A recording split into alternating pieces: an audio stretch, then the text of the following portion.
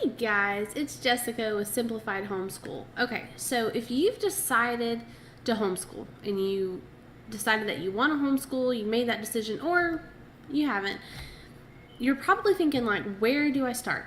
What are the first steps? So in this video, I want to go over the first steps to homeschooling and how you're going to homeschool. So this is part of my How to Homeschool series.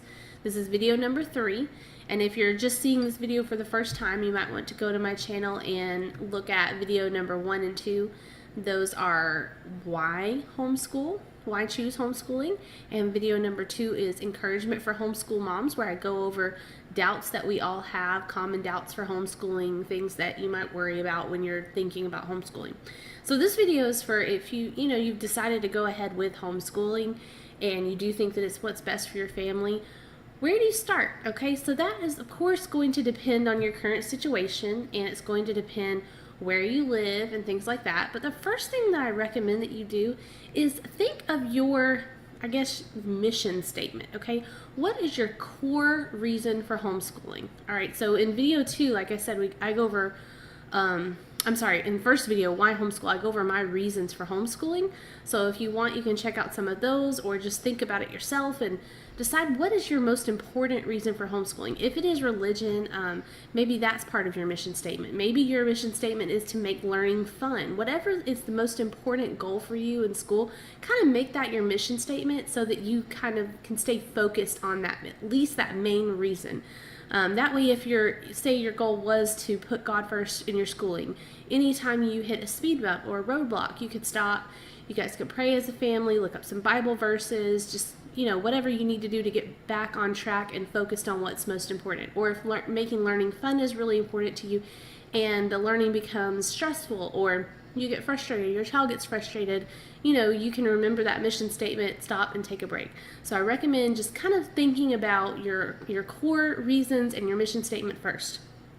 All right, the second thing that you need to do is you need to check out the laws for homeschooling in your state.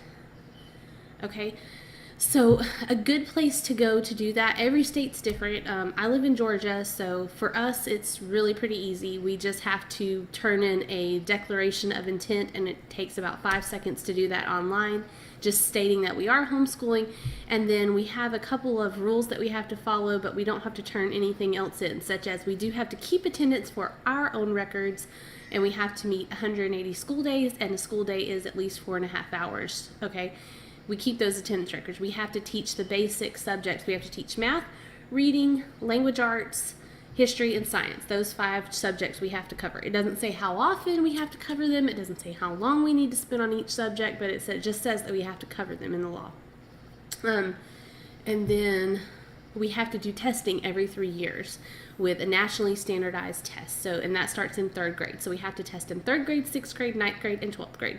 That's basically, in those tests we don't have to send in either, but we do just keep them for our own records. But if you want to see what your homeschooling laws are, a really great website to start is HSLDA.com, and that's Homeschool Legal Defense Association. That's what it stands for. And that's a great website just to go to anyways, but it also has on there information about the laws state by state. And you can go and it'll click on a map, and you'll click on your state, and it will tell you everything you need to know about your state laws, okay? And any other questions you have, that's a great website to start at. All right, so check that website out. Figure out what the laws are.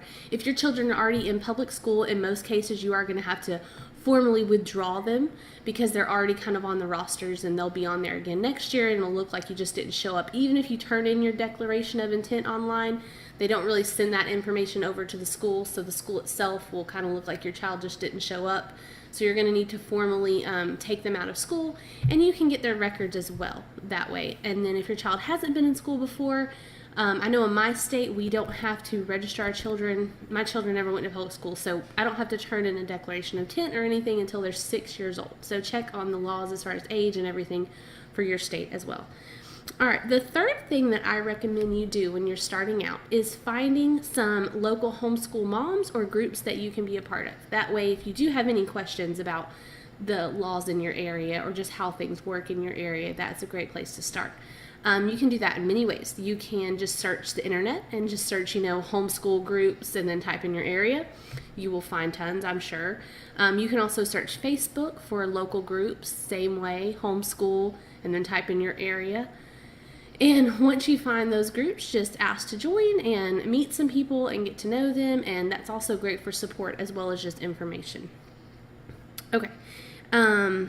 Then what you can do is start, because obviously you're not going to be able to finish a whole bunch of them before you start homeschooling, but start getting your hands on some good reading material about homeschool. As homeschooling moms, dads, grandparents, whoever's teaching, we're constantly learning new things and learning more every single year. The first year that I started homeschooling, I was very nervous. It seemed very overwhelming. I didn't know what I was doing. And I've only been homeschooling 3 years, and I've already learned so much. And I'm sure that there's so much more to come. I know that there's a lot more wisdom that I need to gain. So I continue to just read books on the topic. And a lot of times I reread books that I've already read because, I forget stuff. And I learn new things every time. But there are so many great books out there. So just start browsing, used bookstores, start browsing libraries, start looking on the internet, maybe download some to your Kindle or your iPad, e-reader, whatever you use. But a good one to start with is Educating the Wholehearted Child by Sally Clarkson. That is a great book. I will put a link to that in the description. And that's a good place to start. That's one that I've read and I love it. It's just a good place to start. So read some good books about it. And then also, if you want, you can watch the rest of the videos in this series, and I think that's a pretty good place to start, because after this video, I'm going to go over your next steps to homeschooling. So I'm going to go over which method was best for you in your homeschool, which one you like or lean towards the most, and I'll go through the different methods of homeschooling, such as classical, unschooling, Charlotte Mason, etc. Okay? And then I'm going to go over how to figure out what your child's learning styles are and why that's important and what different learning styles there are. And there's a couple of places on the web where you can go to get your child's learning styles. That's going to be in video 5, I think. And then in video 6, I'm going to go over curriculum and how to choose the right curriculum based on your child's learning styles and based on what method you kind of identify with the most. And then in another video, I'm going to go over setting up a schedule. Should you do a traditional schedule like public schools do, taking the summer off? Should you do a year-round schedule where you take breaks off throughout the year more but less off in the summer? Should you do 6 weeks on, 1 week off? Or just how should you set up your yearly schedule? I'm going to go over how to organize your homeschooling stuff and how to organize your records and how to keep your records, how to make a portfolio for your child, things like that. So just keep watching the videos. That's another step. And then the last thing that I recommend when you're starting out, and this does not have to be, you don't have to do this before you start homeschooling, but it's a good thing to do eventually or as soon as you can, is find a good homeschooling convention and go to it. Because I can give you tips on curriculum. You can go look, of course, on the web and learn about the learning styles and all that, but there's just something to be said about getting to actually see the curriculum and getting to look through it and touch it and getting just a really good feel for it. So when you see it in person, that is just a totally different story. And then also at most homeschooling conventions, they will have tons of great classes and speakers, and it's just a really good way to get inspired and get motivated and just get excited about the upcoming school year.